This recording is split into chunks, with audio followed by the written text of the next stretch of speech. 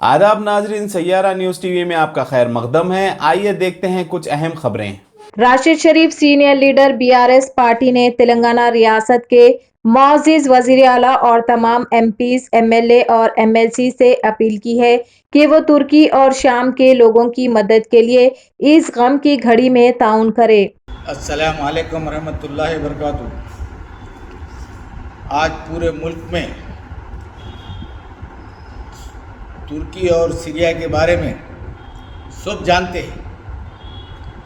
हर मुल्क से बड़ी तादाद में एड्स आ रहे हैं वहाँ पे।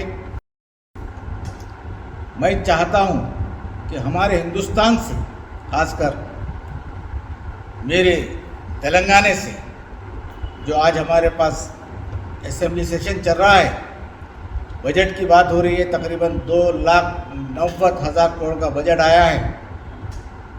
मैं हमारे सीएम साहब से, हमारे ऑनरेबल सीएम साहब से गुजारिश करता हूँ कि जितने एमएलए से, 119 एमएलए से, एमएलसी है, तकरीबन 17 एमपी से हमारे तेलंगाना के, उन तमाम से जो आसानी से वो लोग, क्योंकि हर एक के हालात बड़े अच्छे हैं, आसानी से बजट में से भी एक बड़ा हिस्सा निकाल के तुर्की और सीरिया की मदद कर सकते हैं।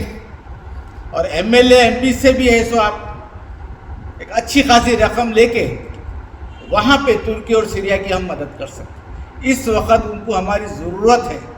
मजलूम और मासूम लोग हैं, उनकी मदद करना सबसे बड़ा हमारा अपना फ़र्ज़ है।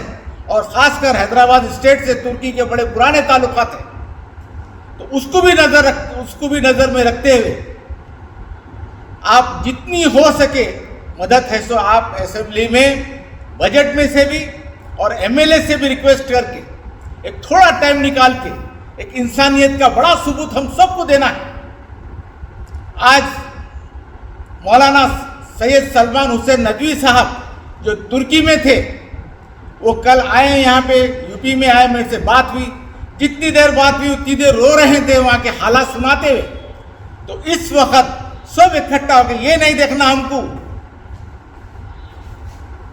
क्या हिंदू क्या मुसलमान, इस वक्त इंसानियत का सबूत देना है और सब मिलके आगे आना है।